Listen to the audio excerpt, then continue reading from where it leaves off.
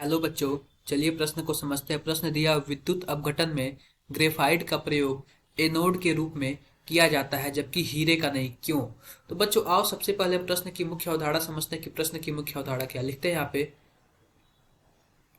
मुख्य अवधारणा।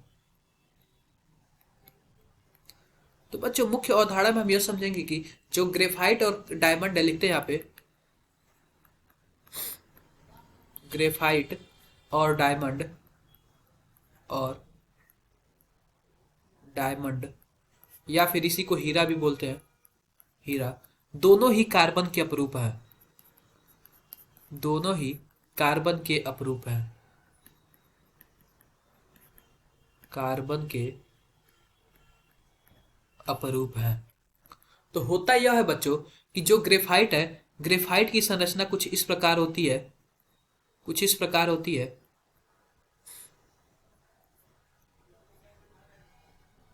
बच्चों इस प्रकार की जो संरचना है ग्रेफाइट की, इसमें एक लेयर नुमा होता है। और यह क्या होता है कि यह डबल बंध द्वारा, यानी कि इसका जो हर एक कार्बन होता है वह sp2 कार्बन संकरित होता है और इसमें जो इलेक्ट्रॉन होते हैं आराम से इलेक्ट्रॉन का पाई इलेक्ट्रॉन का कंजुगेशन हो जाता है।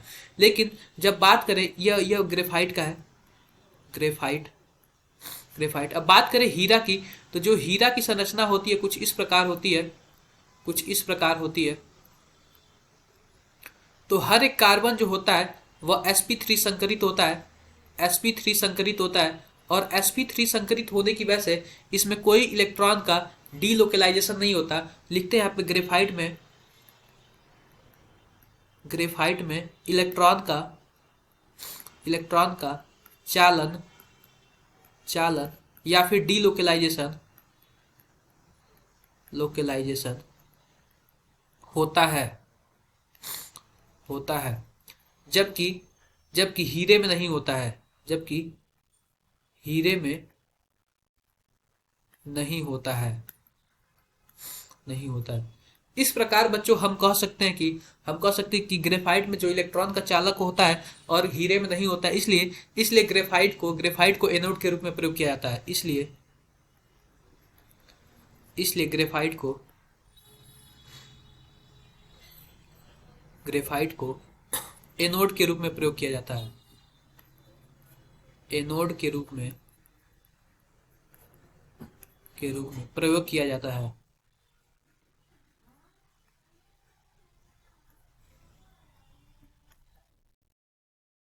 तो आशा करते हैं कि आपको मुख्य अवधारणा के आधार पर प्रश्न समझ आया होगा। धन्यवाद।